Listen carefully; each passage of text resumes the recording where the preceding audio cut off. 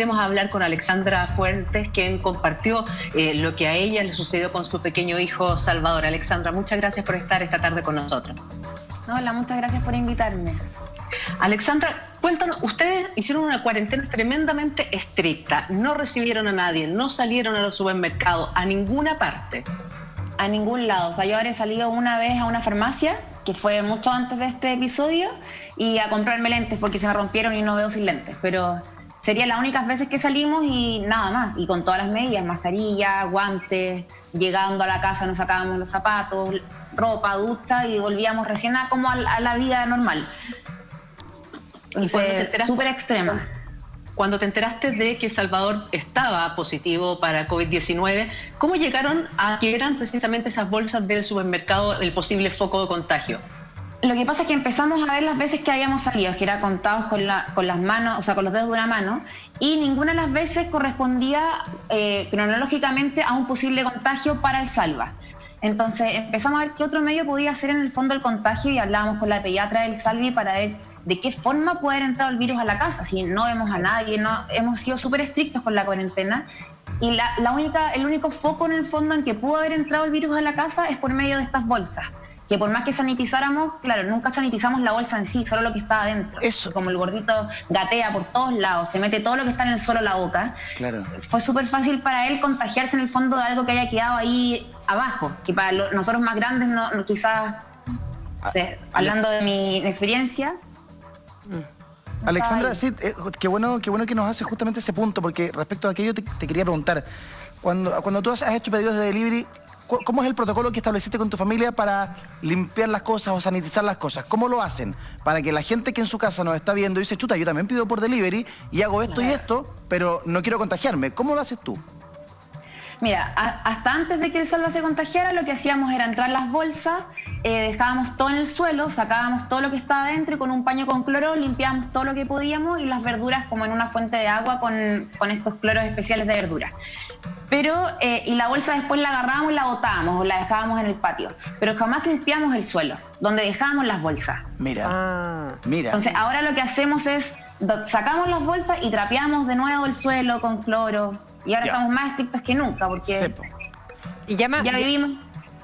Claro, o sea, viviste un momento complicado, pero llama la atención porque la familia de Alexandra, o sea, es una familia ejemplo. Rigurosa, claro. O sea, una familia súper rigurosa, que ha hecho la cuarentena al pie del cañón, que han salido muy poquitas veces. Entonces, doctor, llama mucho la atención, doctor Bernucci, aquí lo aprovecho a saludar, llama mucho la atención que finalmente, porque hay cosas que a uno se le van a ir siempre de la cabeza, uno no está consciente, o sea, no está consciente de tener que limpiar hasta la bolsa que te entregaron, las cosas del supermercado. ¿Es tan potente el virus como para pegarse de esa forma?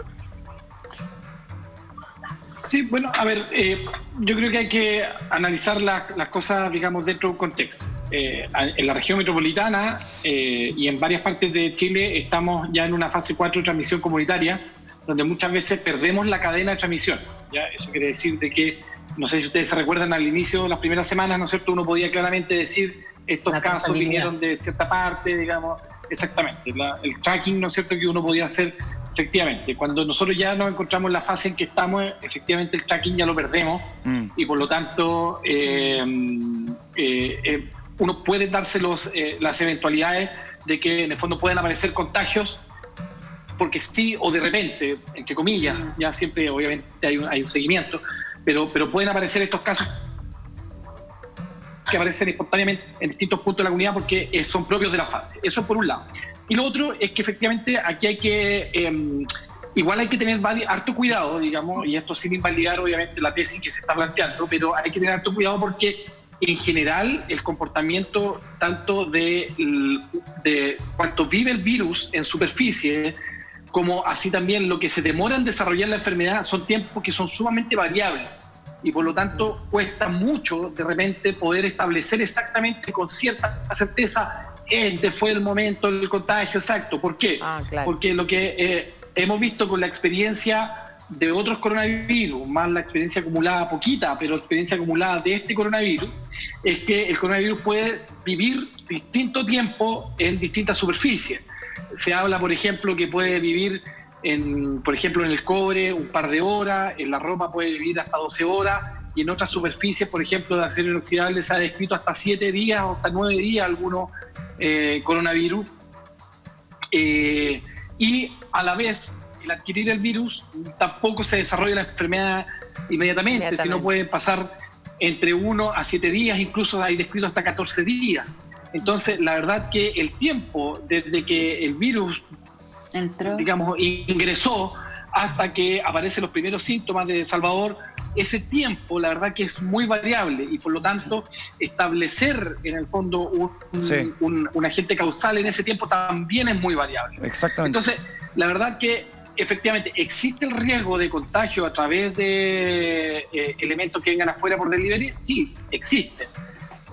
¿Se puede minimizar esos contagios? Sí, se puede minimizar. Ahora, efectivamente, lo que sí es que viendo la situación desde afuera, digamos, como un observador, la verdad que igual cuesta poder establecer un límite tan exacto para poder establecer, digamos, una etiología de contacto tan exacta. Perfecto. Me gustaría preguntarle a Alexandra, no me queda bien claro si Salvador solamente se contagia o si él después les transmite a ustedes el COVID, o solamente lo tuvo él y ustedes están bien. Mira, solamente lo tuvo él. Nosotros nos hicimos los exámenes recién el lunes, así que estamos esperando los exámenes para confirmar si es que somos asintomáticos o no. ¿Ya? Pero no hemos tenido ningún síntoma, nada. Hemos estado todos bien. ¿Y Salvador bien también, no? Sí, Salvador ahora está súper bien. Qué bueno. Ahora tiene noches un poco pesadas, pero ya está bien. ¿Y doctor? ¿Le puedo preguntar al doctor? Sé que esto me deja un poco de peinado patas. ¿Por qué? Nos pasó con el senador, ¿se acuerdan el tema de que se dio primero el PCR positivo? Llega, se hace un segundo PCR, le da negativo. Quintero. Y por ahí apareció muchos doctores en televisión explicando que eventualmente puede que el segundo PCR le dé negativo porque no tiene los síntomas, y que ahí lo que había que hacer era el famoso que detectaba la IgG, IgI, todo ese tema, los anticuerpos en el sistema. Entonces, Alexandra, ¿tú te hiciste ese examen que detecta anticuerpos o te hiciste un PCR? No, el Salva se hizo un PCR. ¿Y tú? Yo me hice un PCR también. Todos acá en la casa un PCR. ¿Están esperando el resultado? No, y ahí, doctor, ¿qué es lo que pasa? ¿Qué es lo que hubiese sido lo correcto? Eso, por el PCR. Es que, a ver, doctor. Déjame preguntarle al doctor. Doctor. Agradezcamos la presencia del doctor Bernucci, doctor. Perdón, doctor, lo que pasa es que uno ya ha quitado tanto. No.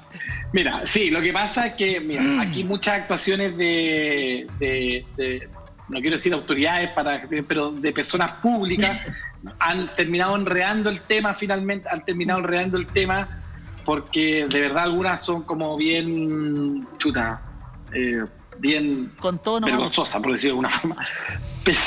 Sí, no, pero a ver, lo que pasa, con la persona que está sospechando que tiene un coronavirus, en el fondo el examen diagnóstico en general es un PCR, ¿estamos? ¿Ya? Ahora, el PCR tiene falsos negativos. Eso quiere decir que el examen me puede salir negativo y yo estar contagiado. Perfecto. ¿Cuándo aparecen más esos falsos negativos? Entre menos posibilidad yo de tener la enfermedad antes de hacerme el examen, mayor posibilidad de que me salga falsamente negativo. Perfecto. ¿Qué quiero decir con esto? Supongamos que yo vivía en una cápsula y que salía hierro, o sea, no tuve contacto con nadie, no estoy enfermo, por lo tanto mi probabilidad de haberme agarrado el virus en alguna parte es muy bajita, ¿ya? Por lo tanto, a mí, si es que yo llegara a estar, por alguna razón, me contagio en el próximo día y me hago el examen, tengo mucha más probabilidad de que me salga negativo porque mi probabilidad antes de hacerme el examen era muy bajita. Ya. Por el contrario, una persona que supongamos, yo hace 3 días atrás o 4 días atrás estuve con una persona que yo sé que tiene COVID y hoy día yo empiezo con tos, con dolor de cuerpo, con fiebre y me voy a hacer el examen. La probabilidad de yo tener la enfermedad antes de hacerme el examen es mucho más grande que el primer caso y por lo tanto el examen en ese caso va a tener mucha más fuerza para decirme si efectivamente tú tienes la enfermedad y por lo tanto la probabilidad de que me salga positivo es mucho mayor. Por lo tanto, por eso la capacidad de diagnóstico que tiene el examen va a depender mucho del momento en que lo tome. Entonces, ¿cuándo el mejor escenario va a tomar? ¿No sería entonces un falso, puede dar un falso negativo más no un falso positivo? Claro, es extremadamente raro que dé un falso positivo Y de hecho, más que al examen, no, es que el examen, claro, el tema del senador Quintero, aquí quiero ser súper serio. Aquí, súper serio, el senador Quintero jamás se debió haber hecho un segundo o un tercer PCR. Es lo que debió haber hecho como todo ciudadano en Chile. Un ciudadano que no es senador ni ministro, es salir su PCR positiva e irse para la casa a hacer cuarentena. Entonces, pero aquí, como hay personas que tienen... como aquí hay personas que tienen otros privilegios, digamos, y que tienen derecho a otras cosas que no tienen la ciudadanía común, el senador se le busca, digamos, torcidamente una explicación a algo que no lo hay. Entonces, doctor, pero solamente para terminar. Pero solamente para terminar. Ahora, lo que pasa es que entonces, ¿cuáles son los escenarios más malos para la PCR? Los escenarios más malos para la PCR es, supongamos, yo estuve enfermo hace 2 semanas atrás, ya prácticamente se me fue pasando la enfermedad, prácticamente ya estoy asintomático y me voy a hacer una PCR. En ese caso, puede que la PCR también me salga negativa. Puede que también me salga negativa porque el virus ya lo eliminé. ¿Ya? Entonces, en esos casos, cuando la enfermedad pasó muy atrás, en ese caso yo, para saber si estuve enfermo o no, en vez de hacerme una PCR, en ese caso sería mejor medirme anticuerpos. Ya, perfecto. Y ahí yo me mido la IgG y la IgE, ¿ya? Ahora, en el caso de los contactos, y aquí yo quiero ser súper serio, en el fondo no necesariamente está indicada la PCR. En el caso de los contactos, la norma chilena y la norma de la Organización Mundial de la Salud dice, si usted fue contacto estrecho de una persona contagiada, en el fondo, lo que corresponde a usted es que usted se aísle 14 días, ¿ya? Sí. Si durante esos 14 días usted, en el fondo, no presenta síntomas, al día 14,1 hora, digamos, usted ya podemos decir que usted no estaba enfermo. Ya, y doctor, ¿Ya? ¿Por qué? Pero solamente para terminar. Porque cabe la probabilidad de que yo puedo estar enfermo, hacerme la PCR, y como esta PCR tiene estas fallas en pacientes asintomáticos, puede que me salga falsamente negativo. ¿Cuándo es la única forma que a mí me sirve la PCR? A mí me sirve la PCR cuando me sale positiva. Por ejemplo, digamos, ojalá no sea así el caso, pero si la mamá de Salvador se hiciera la PCR y le sale positiva, ella automáticamente queda declarada como caso activo y tiene que cumplir desde ese minuto 14 días más, independiente que ella haya llevado 13 hacia atrás. No sé si me comprenden en ese caso. Perfecto. Entonces, ahora, doctor, ¿cuándo? Perdón, la última. ¿Y cuándo más se ocupa la PCR? Por ejemplo, la PCR se ocupa cuando nosotros necesitamos que alguien que necesita salir rápidamente a trabajar, no los senadores, ni los diputados, ni la autoridad. Por ejemplo, el personal de salud. El personal de salud, por ejemplo, que es contacto estrecho, yo en vez de que esté, digamos, 14 días, yo le puedo hacer una PCR al séptimo día, y si sale negativa, la probabilidad de que él esté contagiado porque el personal de salud tiene tanto carga viral que en el fondo, por su trabajo, por nuestro trabajo, por lo que rodea, es que si él tiene una PCR negativa al 7º día de haber hecho, es muy baja la probabilidad, digamos, de que puede desarrollar la enfermedad. Perfecto. Entonces, esos son los únicos escenarios donde de verdad, ahora sí que sí. Sí, no, es que mi pregunta tenía que ver justamente con lo último que usted acaba de decir, porque hemos visto algunos ministros de autoridades que han estado con contacto estrecho y a los 6 días dicen, no, yo ya me hice un PCR, salió negativo, y lo hemos visto que siguen haciendo sus labores. Entonces, eso es una irresponsabilidad. Solo está permitido, entonces, más que nada para la gente que trabaja en el área de salud, pero todo el resto tiene que hacer su cuarentena estrictamente de 14 días. Aunque el PCR salga negativo a los 5 o 6 días. Exactamente. Yo ahí también quiero ser súper serio. Yo creo que, y eso nosotros lo dijimos por redes sociales y también como colegio, yo creo que es una pésima señal finalmente, porque imagínate, ¿por qué la señora que más encima le cuesta ganarse el pan va a tener que obligatoriamente hacer cuarentena y más encima no tener acceso, digamos, a esta PCR, y que más encima la PCR se puede equivocar? Claro. Y las autoridades, que son los que dictan las normas, finalmente van a torcer una norma que ellos mismos dictaron. Entonces, la verdad que, independiente que está equivocado totalmente, el concepto es que se tuerce, digamos, una realidad que es común con todo. Yo creo que las autoridades y los que participamos de este debate público finalmente somos quienes debemos cumplir la norma más al pie de la letra, incluso mucho más recto de lo que la norma lo dice. Sin duda. Me queda una pregunta pendiente para Alexandra. Nos dijiste que te habías hecho el PCR el día lunes. ¿Cuándo tienen el resultado, Alexandra? Entre hoy y mañana debiese estar. Ya, perfecto. Ojalá llegue pronto, ojalá sea negativo. Te mandamos un abrazo muy grande, muy cariñoso a ti y a toda tu familia. Gracias. Al pequeño gigante Salvador que siga tirando para arriba. Un beso gigante. Gracias por contarnos tu experiencia, porque ya se ha servido mucho esta tarde a muchas familias que piden por delivery para sus casas. Que estés bien. Gracias, chao.